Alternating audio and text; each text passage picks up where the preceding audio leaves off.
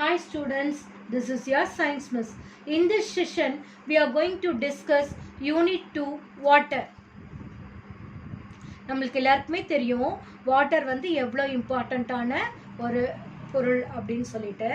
So water is one of the basic substance present in the earth. So எர்த்தில் வந்து water வந்து எல்லா இடத்துலையுமே ப்ரெசண்ட் ஆகிருக்கு. வாட்டர் இல்லாமல் நம்மளால் யாராலையுமே வந்து சர்வைவ் பண்ணவே முடியாது இல்லையா? ஸோ ஒரு நாள் கூட நம்மளால் வாட்டர் இல்லாமல் இருக்கவே முடியாது. So water helps to regulate the temperature of our planet. நம்ம பிளானட்னுடைய டெம்பரேச்சரையே வாட்டர் தான் ரெகுலேட் பண்ணுது. அதே மாதிரி நம்மளுடைய பாடி டெம்பரேச்சரையும் வாட்டர் தான் வந்து நம்மளுக்கு மெயின்டைன் பண்ணுது. இந்த அளவுக்கு இம்பார்ட்டண்ட்டான வாட்டர் வந்து நம்மளுக்கு எங்கேருந்து கிடைக்குது அப்படின்னு நம்ம தெரிஞ்சுக்கணும் இல்லையா? ஸோ அதுக்கு ஃபஸ்ட்டு நம்ம வாட்டரை எதுக்கெல்லாம் பயன்படுத்துகிறோம் அப்படின்னு பார்த்தீங்கன்னா, cooking food, washing clothes, cleaning utensils. So நம்ம வீட்டில் வந்து இது சமையல் பண்ணுறதுக்கு, துணி துவைக்கிறதுக்கு, பாத்திரம் துளக்கிறதுக்கு, இதுக்கெல்லாம் வந்து கண்டிப்பாக நம்மளுக்கு வந்து வாட்டர் ரொம்ப ரொம்ப முக்கியம். வாட்டர் நம்மளுக்கு எங்கேருந்து கிடைக்குது அப்படின்னு எடுத்துக்கிட்டோம்னா, வெல்ஸ், கிணறுலாம் அந்த காலத்துலலாம் ஒவ்வொரு வீட்லேயும் வந்து கிணறுலாம் இருக்கும் இல்லையா? So wells, canals, tanks, ponds, rivers, water tanks, hand pipes are the main source of water. So இந்த இடத்துங்களில் இருந்து தான் நம்மளுக்கு வந்து அதிகமாக நம்மளுக்கு வாட்டர் கிடைக்கும். ஓகேங்களா? ஸோ பார்த்தீங்கன்னாக்கா வாட்டர் வந்து நம்மளுக்கு 3 ஃபார்ம்ஸில் அவைலபிளாக இருக்குது. வாட்டர்னுடைய ஸ்பெஷாலிட்டியே என்னன்னாக்கா, water is available in nature in 3 forms. இதுதான் இதனுடைய ஸ்பெஷாலிட்டி, யூனிக் கேரக்டர். வாட்டர் வந்து சாலிட் ஃபார்ம்லேயும் இருக்கும், லிக்விட் ஃபார்ம்லேயும் இருக்கும், வேப்பர் ஃபார்ம்லேயும் இருக்கும். சாலிட் ஃபார்ம் ஆஃப் வாட்டர் வந்து என்னென்னா ஐஸ். உங்களுக்கு எல்லாருக்குமே தெரியும் இல்லையா? ஸோ நம்ம வந்து வாட்டரை வந்து ஃப்ரிட்ஜில் வச்ச உடனே அது என்னவா மாறிடும்? ஐஸ் க்யூபாக மாறிடும் இல்லையா? ஸோ ஐஸ் க்யூப்ஸ் அதுதான் வந்து சாலிட் ஃபார்ம் ஆஃப் வாட்டர். அது வந்து என்ன ஃபார்மில் இருக்குது ஏர்த்தில் அப்படின்னு பார்த்தீங்கன்னா, ஐஸ்பர்க்ஸ் அண்ட் ஐஸ் கேப்ஸ். இந்த பெரிய பெரிய ஹிமாலயன் மவுண்டெயின்ஸ்லலாம் மேலே அதனுடைய உச்சியில் வந்து அப்படியே பனிமலைகள் மாதிரி இருக்கும் இல்லையா? Icebergs and ice caps on top of the tall mountains, glaciers and polar regions. இது எல்லாமே வந்து சாலிட் ஃபார்ம் ஆஃப் வாட்டர். அடுத்தது லிக்விட் ஃபார்ம் ஆஃப் வாட்டர் அப்படின்னு எடுத்துக்கிட்டிங்கன்னா, நம்மளுடைய ocean, sea, lake, river and even அண்டர் கிரவுண்டில் கூட நம்மளுக்கு வாட்டர் வந்து ஸ்டோர் ஆகிருக்கு. அது வந்து லிக்விட் ஃபார்ம் ஆஃப் வாட்டர். அடுத்தது கேஷியஸ் ஃபார்ம் ஆஃப் வாட்டர்னு எடுத்துக்கிட்டிங்கன்னா, இந்த வாட்டர் வேப்பர், நீராவின்னு சொல்லுவோம் இல்லையா? வாட்டர் வேப்பர் அது நம்மளுடைய அட்மாஸ்பியரில் நம்மளை சுற்றியே வந்து ப்ரெசண்ட் ஆகிருக்கு. அவைலபிலிட்டி ஆஃப் வாட்டர் அப்படின்னு எடுத்துக்கிட்டோம்னா, நம்மளுடைய ஏர்த்தில் வந்து 3/4 of the surface of the earth is occupied by water. நம்மளுடைய ஏர்த்தில் 3/4 ஏரியா வந்து வாட்டரால் வந்து ஆக்குப்பை ஆகிருக்கு. ஒன்லி வந்து 1/4 ஏரியா தான் இந்த லேண்ட் ஏரியா. அந்த 3/4 ஏரியாவில் ஆக்குப்பை இருக்கக்கூடிய அந்த வாட்டரில் 97% of the total amount of water வந்து எங்கே ப்ரெசென்ட் ஆகிருக்கு? ஓஷன்ஸ் அண்ட் சீஸில் தான் வந்து ப்ரெசென்ட் ஆகிருக்கு. ஸோ ஓஷன்ஸ் அண்ட் சீஸில் இருக்கக்கூடிய வாட்டர் மட்டுமே நம்மளுக்கு 97% ஆஃப் டோட்டல் அமௌண்ட் ஆஃப் வாட்டரை வந்து நம்மளுக்கு இதுவாகிடுது. ஆனால் அந்த வாட்டரை நம்மளால் யூஸ் பண்ண முடியுமா? பண்ண முடியாது. ஏன்னா அது வந்து சால்ட்டி இல்லையா? Sea water is salty. அந்த தண்ணியை நம்ம எந்த வேலைக்குமே பயன்படுத்த முடியாது. So water used for daily purpose is not salty.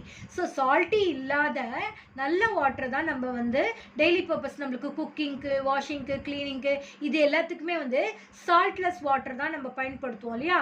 So அந்த நம்ம பயன்படுத்தக்கூடிய அந்த வாட்டர் வந்து என்னன்னு சொல்கிறோன்னா ஃப்ரெஷ் வாட்டர் அப்படின்னு சொல்கிறோம். ஸோ கடல்ல இருந்தும் ஓஷன்ஸ் அண்ட் சீஸ் சொல்லக்கூடிய இடங்கள்ல இருக்கக்கூடிய சால்ட் வாட்டர் தவிர இந்த ஃப்ரெஷ் வாட்டர்ஸ் எங்கெல்லாம் நம்மளுக்கு இருக்கும் அப்படின்னு பார்த்தீங்கன்னா, this fresh waters obtained from ponds, puddles, rivers, tube wells and taps at home இல்லையா. ஸோ இந்த இடங்கள்ல இருந்தெல்லாம் நம்மளுக்கு வந்து ஃப்ரெஷ் வாட்டர் கிடைக்குது. அப்படி கிடைக்கக்கூடிய அந்த ஃப்ரெஷ் வாட்டரை நம்ம எப்படி பயன்படுத்திக்கிறோம் அப்படின்னு பார்த்தீங்கன்னா, இந்த பை டயக்ராம் பாருங்க. இங்கே வந்து ஏர்த்தில் வந்து அவைலபிளாக இருக்கக்கூடிய அந்த வாட்டர் எடுத்துக்கிட்டிங்கன்னா 97% வந்து சலைன் வாட்டர் தான். அது பயன்படுத்தவே முடியாது. மீதி இருக்கக்கூடிய 3% ஆஃப் வாட்டர் தான் ஃப்ரெஷ் வாட்டராக இருக்குது. அந்த 3% ஆஃப் த ஃப்ரெஷ் வாட்டரில் கூட 68.7% வந்து சாலிட் ஃபார்மில் ஐஸ் கேப்ஸ் அண்ட் கிளேஷியர்ஸில் இருக்குது. பயன்படுத்த முடியாத நிலையில் இருக்கக்கூடிய ஃப்ரெஷ் வாட்டர்ஸ் இதெல்லாம். அடுத்தது கிரவுண்ட் வாட்டர்னு எடுத்துக்கிட்டிங்கன்னா 30.1%, அதர் சோர்சஸ் வந்து 0.9%, சர்ஃபேஸ் வாட்டர் அப்படின்னு எடுத்துக்கிட்டோன்னா 0.3% தான் சர்ஃபேஸ் வாட்டர் இருக்குது.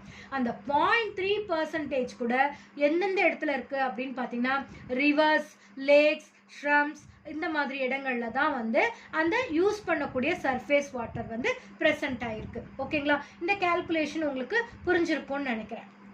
ஸோ அதுதான் வந்து நம்மளுக்கு இங்கே எக்ஸ்பிளைன் பண்ணியிருக்காங்க. We have very small amount of fresh water available for human usage. So maintaining the water table and the conservation of water is very essential. இப்போ உங்களுக்கே புரிஞ்சிருக்கும் 97% சால் வாட்டர் பயன்படுத்தவே முடியாது. ரிமைனிங் 3% ஆஃப் த வாட்டர் தான் fresh water. அதில் கூட 68% வந்து நம்மளுக்கு வந்து யூஸ் பண்ண முடியாத ஐஸ்பர்க்ஸாகவும் கிளேஷியர்ஸாகவும் இருக்குது. ஸோ அந்த மீதி இருக்கக்கூடிய 0.3% தான் வந்து சர்ஃபேஸ் வாட்டர். அதை தான் உலகத்தில் நம்ம ஏர்த்தில் இருக்கக்கூடிய எல்லா மக்களுமே பயன்படுத்துகிறாங்க. அப்போ எந்த அளவுக்கு வாட்டர் ரொம்ப ரொம்ப இம்பார்ட்டன்ட், எந்த அளவுக்கு வாட்டரை நம்ம வந்து கன்சர்வ் பாதுகாக்கணும் அப்படிங்கிறது அதனுடைய கம்மியான அமௌண்ட்டில் தான் நம்மளுக்கு கிடைக்குதுன்னும் போது அதை எவ்வளோ பாதுகாக்கணுங்கிறது அதனுடைய இம்பார்ட்டன்ஸ் உங்களுக்கு தெரிஞ்சிருக்கும்னு நினைக்கிறேன். ஓகேங்களா.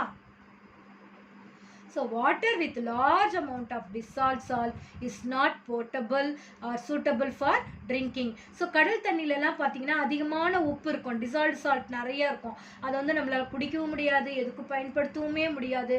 அந்த மாதிரி வாட்டர் நம்ம என்னன்னு சொல்லுவோம்னா சலைன் வாட்டர் அப்படின்னு சொல்லுவோம், உப்பு தண்ணி அப்படின்னு சொல்லுவோம். ஓகேங்களா. அடுத்து நம்மளுக்கு இங்கே ஒரு டயக்ராம் கொடுத்துருக்காங்க, வாட்டர் சைக்கிள் டயக்ராம். அதை அப்படியே கோத்ரூ பண்ணிங்கனாலே உங்களுக்கு ஈஸியாக புரிஞ்சிடும். அடுத்து நம்ம படிக்க போகிறது என்ன அப்படின்னு பார்த்தா காம்போசிஷன் ஆஃப் வாட்டர். வாட்டர் எப்படி இருக்கும்? Water is a transparent. அதுக்கு அடியில் இருக்கக்கூடிய பொருளெல்லாம் தெரியல. இப்போ குளத்துலலாம் போயிட்டு நம்ம எட்டி பார்த்தோன்னா அடியில் இருக்கக்கூடிய தரை தெரியும். சுத்தமான தண்ணியாக இருந்ததுன்னா கண்டிப்பாக தரை தெரியும், ஏன்னா அது டிரான்ஸ்பரண்ட்டாக இருக்குது. அடுத்தது tasteless, odourless and nearly colourless chemical substance. ஓகேவா. அதில் வந்து ரெண்டு கெமிக்கல் பொருள் தான் இருக்குது. It is composed of 2 atoms of hydrogen combined with 1 atom of oxygen. அதனால தான் அதனுடைய ஃபார்முலா என்னன்னு சொல்லணும்னா H2O அப்படின்னு சொல்லுவோம். மாலிகுலர் ஃபார்முலா வந்து H2O. 2 ஹைட்ரஜன் ஆட்டமும் 1 ஆக்சிஜன் ஆட்டமும் சேர்ந்தது தான் வாட்டர். அதனால தான் the molecular formula of water is H2O. 2 H 1 O. ஓகேவா. So the amount of salt in water is termed as salinity. ஃபில்லப்லலாம் கேட்பாங்க. The amount of salt in water is termed as salinity. அடுத்தது based on the salinity. So அந்த உப்புத்தன்மையை base பண்ணி வாட்டரை வந்து நம்ம 3 கேட்டகரிஸில் பிரிக்கிறோம். எப்படி பிரிக்கிறோம் அப்படின்னு பார்த்தீங்கன்னா fresh water, brackish water and sea water அப்படின்னு சொல்லி பிரிக்கிறோம். ஸோ என்னென்ன பெர்சன்டேஜில் அந்த வாட்டரில் வந்து சால்ட் ப்ரெசண்ட் ஆயிருக்கு அப்படின்னா ஃப்ரெஷ் வாட்டர் கண்டெய்ன்ஸ் 0.05%லேருந்து 1% ஆஃப் த சால்ட். ஸோ 1%ஐ விட சால்ட் கம்மியாக இருந்தால் அதுதான் வந்து ஃப்ரெஷ் வாட்டர் அப்படின்னு சொல்லுவோம். 3%ம் அதை விட கம்மியாகவும் இருந்ததுன்னா 1%லேருந்து 3%க்குள்ளே வந்து சால்ட் ப்ரெசண்ட் ஆயிருந்ததுன்னா அதை வந்து நம்ம பிராக்கிஷ் வாட்டர் அப்படின்னு சொல்லுவோம். அடுத்து 3%ஐ விட அதிகமாக வந்து சால்ட் ப்ரெசண்ட் ஆயிருந்தா அதை வந்து சீ வாட்டர் அப்படின்னு சொல்லுவோம். அந்த வாட்டர் வந்து நமக்கு பயன்படுத்த முடியாது. ocean water is composed of many substances. ocean waterல நிறைய salt இருக்கும்னு சொன்னேன் இல்லையா, அந்த salt எதனால அந்த salt வந்து saltiness வருது அப்படின்னா அதுல வந்து ஒரு சில கெமிக்கல் salt chemicals வந்து present ஆயிருக்கு. என்னென்ன salt எல்லாம் present ஆயிருக்குன்னு பார்த்தீங்கன்னா sodium chloride, magnesium chloride and calcium chloride. இந்த சால்ட் எல்லாம் வந்து நமக்கு அதுல சீ வாட்டர்ல ஓஷன் வாட்டர்ல பிரசன்ட் ஆயிருக்கிறதுனால தான் அந்த வாட்டர் வந்து சால்ட்டியஸ் இருக்கு. அடுத்தது water freeze at 0 degree Celsius at normal pressure. So ஞாபகம் வச்சுக்கோங்க, 0 degree Celsiusல வாட்டர் ஃப்ரீஸ் ஆகும். அதே மாதிரி இந்த வேர்ல்ட் வாட்டர் டே எப்போ அப்சர்வ் பண்ணுவாங்க அப்படின்னு கேட்டால் March 22. இது வந்து உங்களுக்கு குவிஸ் ப்ரோக்ராம்லாம் பார்ட்டிசிபேட் பண்ணிங்கன்னா ரொம்ப யூஸ்ஃபுல்லாக இருக்கும். அண்ட் நம்ம டெக்ஸ்டுவல் இதுலேயும் வந்து எக்ஸாமினேஷன் பாயிண்ட் ஆஃப் வியூக்கு ரொம்ப யூஸ்ஃபுல்லாக இருக்கும். World water day is observed on March 22 every year.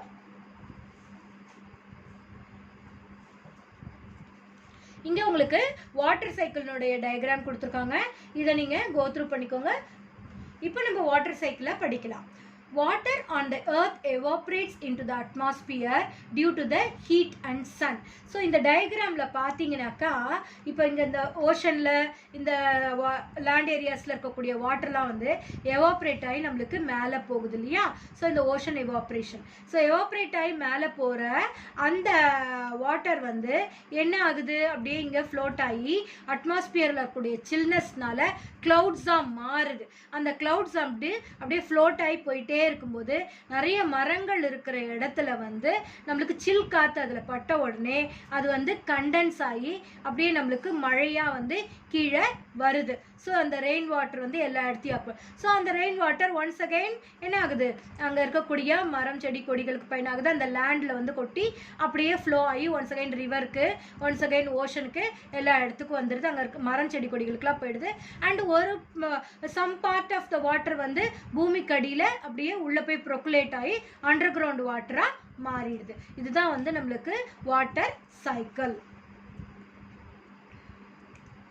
The water vapor in the atmosphere forms clouds. From the clouds, water falls on the earth in the form of a rain or snow. By this natural process, water gets renewed. This is called water cycle. So water cycle na enna ungalku purinjirukkum. Ipo water வந்து earth la irundhu evaporate ஆகி மேலே போகுது, sunlight பட்டதுனால evaporate ஆகி மேலே போகுது. அப்படி மேலே போன அந்த water vapor atmosphere ல இருக்கக்கூடிய chillnessனால clouds form பண்ணுது. அந்த clouds வந்து என்ன ஆகுது, water falls on the earth in the form of a rain. ஒரு சின்ன மரத்துல இருந்து வரக்கூடிய காத்துகள்லாம் அதில் பட்ட உடனே அது அப்படியே மழையாகவும் ஸ்னோவாகவும் கீழே பூமியை நோக்கி வருது.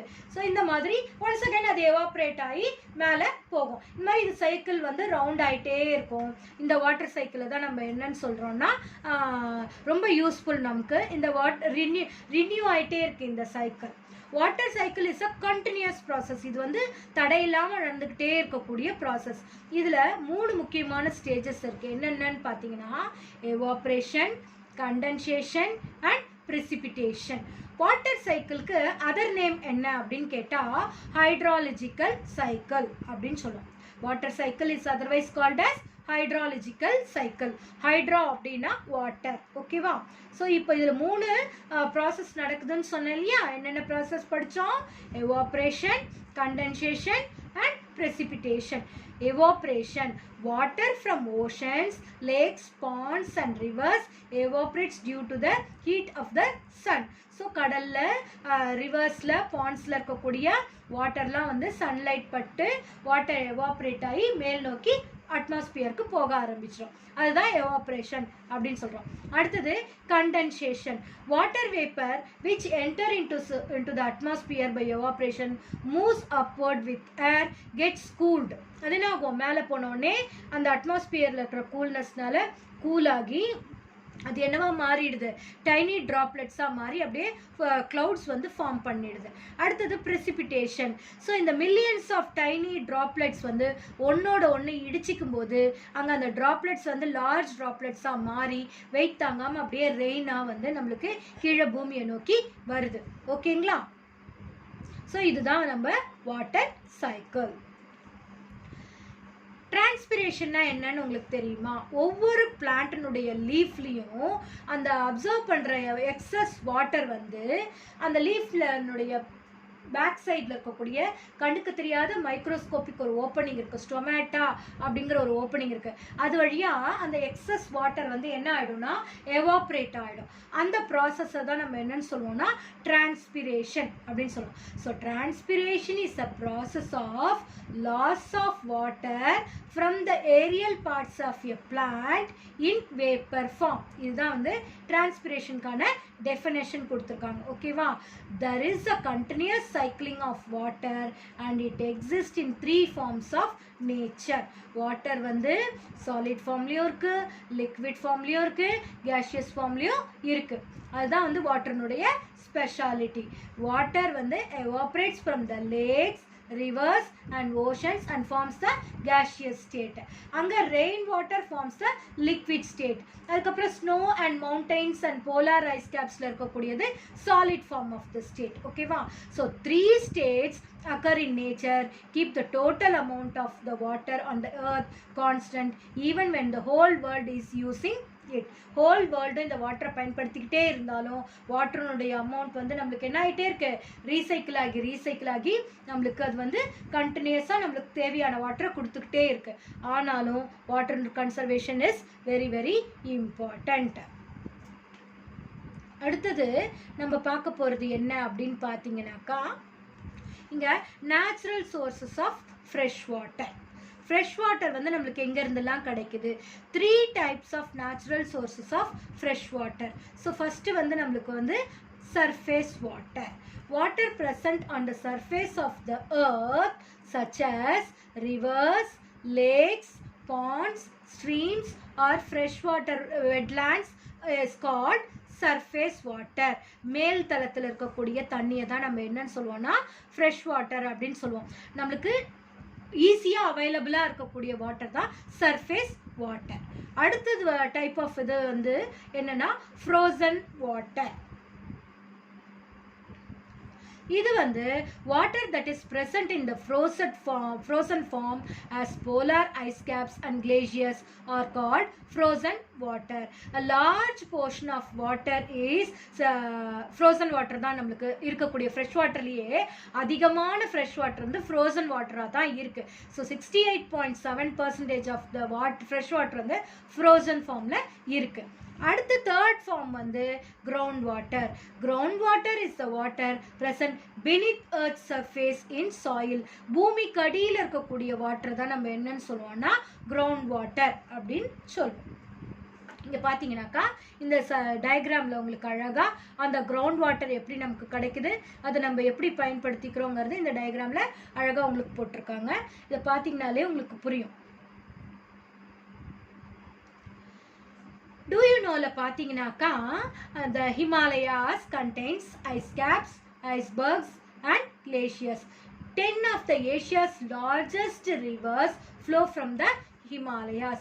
இந்தியாவில் இருக்கக்கூடிய அதாவது ஏஷியாவில் இருக்கக்கூடிய 10 லார்ஜஸ்ட் ரிவர்ஸ்க்கு தேவையான வாட்டர் எல்லாமே எங்கேருந்து கிடைக்குது அப்படின்னு பார்த்தீங்கன்னா ஹிமாலயாஸ்லேருந்து தான் கிடைக்குது அப்படின்னு சொல்கிறாங்க.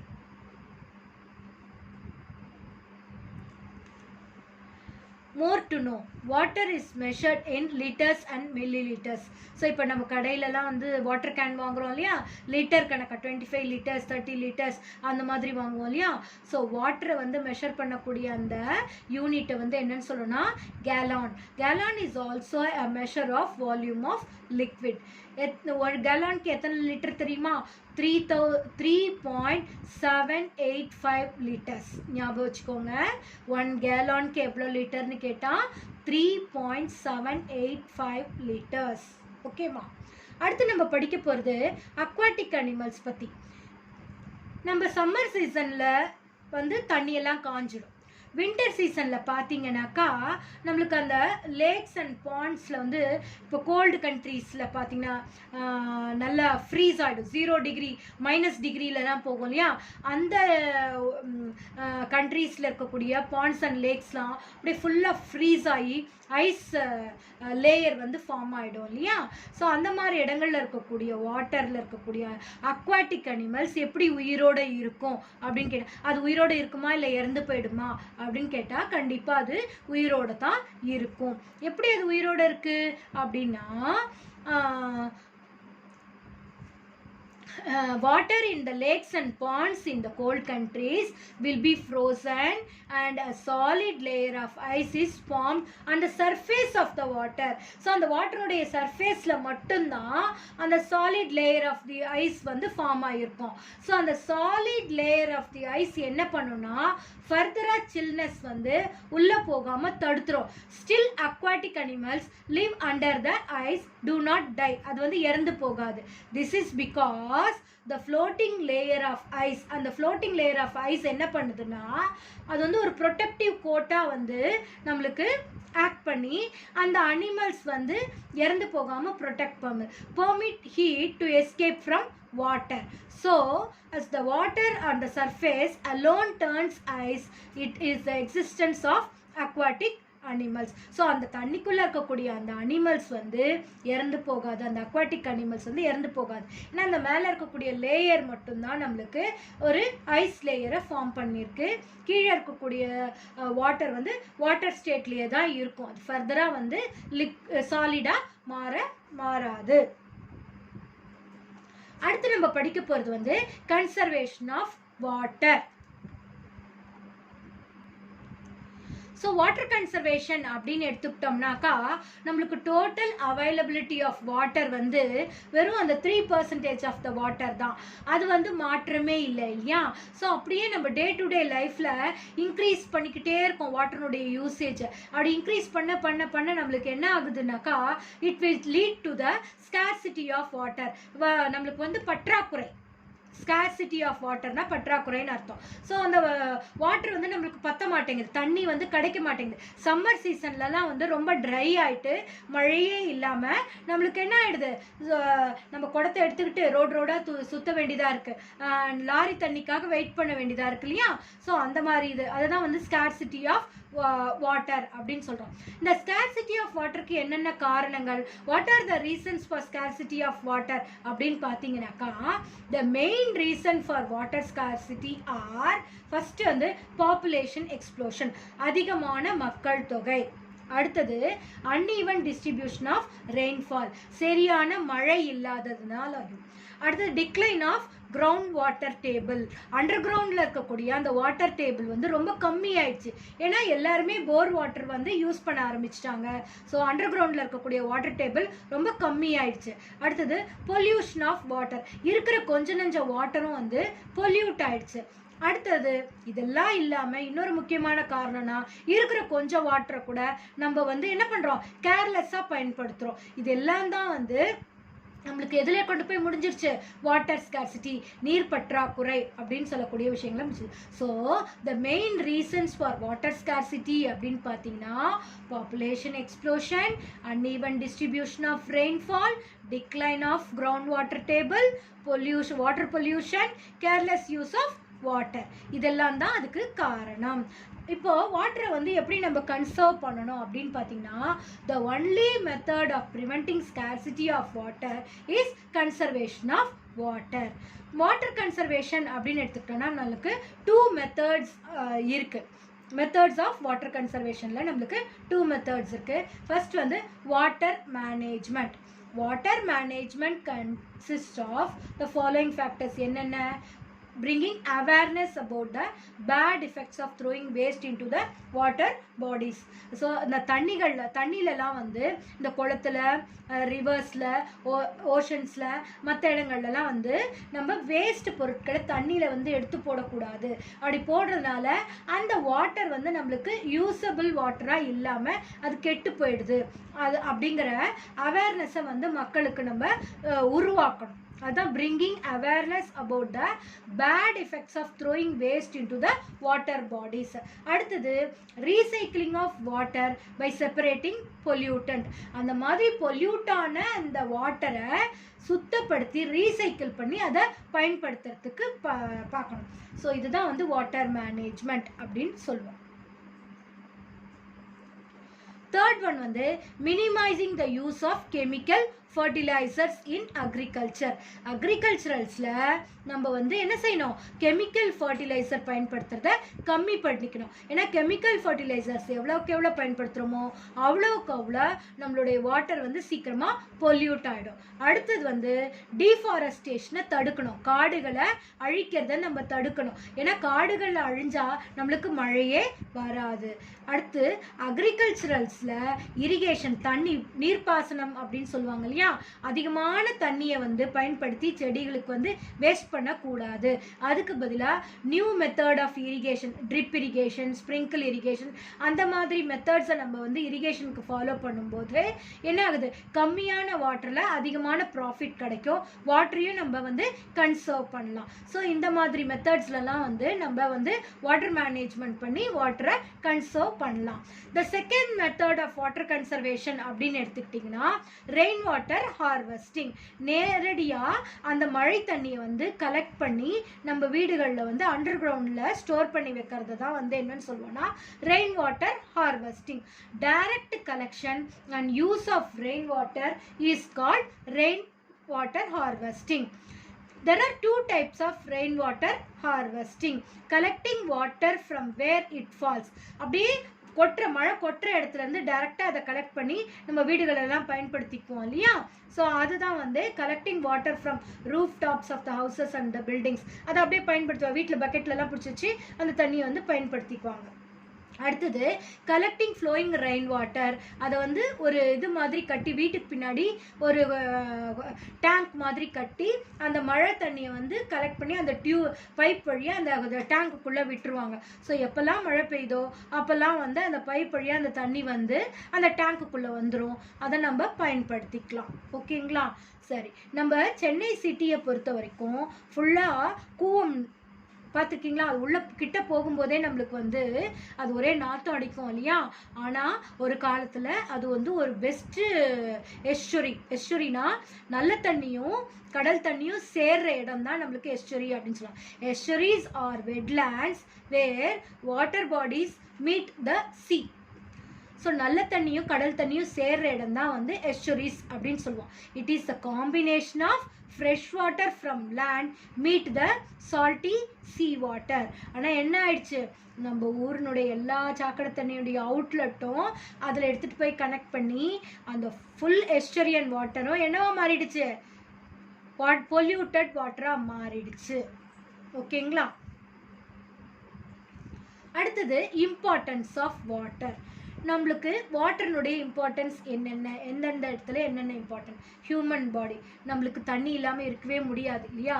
ஒரு ஆவரேஜாக ஒரு நாளைக்கு ஒரு ஹியூமன் பாடிக்கு எவ்வளோ வாட்டர் வேணும் அப்படின்னு பார்த்தீங்கன்னா 2 to 3 liters of water per day. ஒரு நாளைக்கு நார்மலாக நம்ம பாடி வேலை செய்யணும்னா நம்மளுடைய பாடிக்கு 2 to 3 liters ஆஃப் வாட்டர் கண்டிப்பாக தேவை.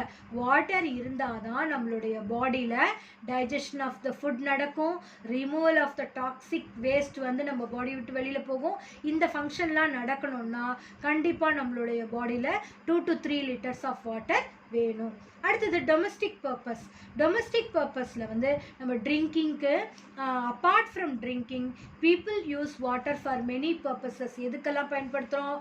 Cooking, bathing, washing clothes, washing utensils, keeping houses and common places clean, watering plants. இதெல்லாம் தான் வந்து வாட்டருடைய டொமஸ்டிக் யூசஸ். சரிங்களா? அடுத்தது swamps are the wetlands that are forested. நம்மளுடைய தமிழ்நாட்டில் இருக்கக்கூடிய ஸ்வாம்ஸ்லாம் என்னென்ன அப்படின்னு பார்த்தீங்கன்னா Pichavaram mangroves in Chidambaram, Muthupet mangrove wetland, Pallikaranai wetland in Chennai, Chembarambakkam in Kanchipuram are the few examples of swamps in Tamil Nadu. இது வந்து உங்களுக்கு 2 மார்க்கில் கேட்பாங்க, அதனால இதை மார்க் பண்ணிக்கோங்க. ஓகேங்களா?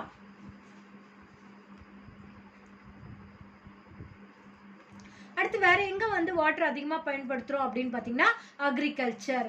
So healthy growth of farm crops and farm ஸ்டாக்ஸ்க்கு வந்து கண்டிப்பாக நம்மளுக்கு வந்து வாட்டர் ரொம்ப ரொம்ப தேவை. அடுத்து நம்ம பயன்படுத்த போகிறது இண்டஸ்ட்ரீஸில். Industries depends on water at all levels of production. So எல்லா லெவல்லையுமே வந்து இண்டஸ்ட்ரீஸில் வந்து வாட்டர் கண்டிப்பாக தேவைப்படுது. Water distribution and treatment system. நம்மளுடைய சென்னையில் எல்லா இடத்துலையுமே வந்து வாட்டர் வந்து டிஸ்ட்ரிபியூட் பண்ணுறாங்க. நம்ம காலையில் எழுந்தோடனே தண்ணி அடிக்கிறோம், 2 நாளைக்கு ஒரு தடவை வந்து குழாயில் வந்து தண்ணி வருது இல்லையா? ஸோ அதுதான் வாட்டர் டிஸ்ட்ரிபியூஷன். சிட்டினுடைய எல்லா இடத்துக்குமே வந்து வாட்டரை வந்து டிஸ்ட்ரிபியூட் பண்ணுறாங்க. அடுத்தது நம்மளுடைய சீவேஜ் சிஸ்டம், ட்ரீட்மெண்ட் சிஸ்டம், அதுவும் வந்து இதையும் வந்து ப்ராப்பராக நம்ம வந்து என்ன பண்ணிக்கணும், மெயின்டைன் பண்ணிக்கணும். ஸோ இப்போ உங்களுக்கு அடுத்த பேஜில் உங்களுக்கு வந்து ஒரு மாடல் கொடுத்துருக்காங்க. எப்படி வந்து அந்த வாட்டர் டிஸ்ட்ரிபியூஷனும் அந்த ட்ரீட்மெண்ட் பிளான்ட்டும் எப்படிலாம் வந்து ஒரு சிட்டியில் வந்து ப்ரெசென்ட் ஆயிருக்கு அப்படிங்கிறது நம்மளுக்கு இங்கே வந்து இந்த டயக்ராமில் கொடுத்துருக்காங்க. இதை கோத்ரூ பண்ணிங்கனாலே வந்து ஈஸியாக உங்களுக்கு வந்து என்ன ஆகிடும், புரியும். இப்போ பாருங்கள், லேக்ஸ் அண்ட் ரிவர்ஸில் இருக்குது. அந்த வாட்டர் வந்து அப்படியே உள்ளே போகுது. இது வந்து என்ன ஆகுது, பம்பிங் ஸ்டேஷனில் பம்ப் பண்ணி அதை வந்து சுத்தப்படுத்துகிறாங்க. கெமிக்கல் ட்ரீட்மெண்ட்லாம் நடந்து அது சுத்தமாகி அதுக்கப்புறம் ஒரு பெரிய டேங்க்குக்கு வருது. அந்த டேங்க்கில் வந்து அப்படியே வந்து செட்டில் பண்ணி விடுறோம். ஸோ அதில் இருக்கக்கூடிய சாலிட் வேஸ்ட் எல்லாம் அடியில் வந்து செட்டில் ஆகிடும். ஸோ மேலே இருக்கக்கூடிய அந்த சுத்தமான தண்ணியை திருப்பி என்ன பண்ணுறாங்க, அடுத்த டேங்க்குக்கு அனுப்புகிறாங்க.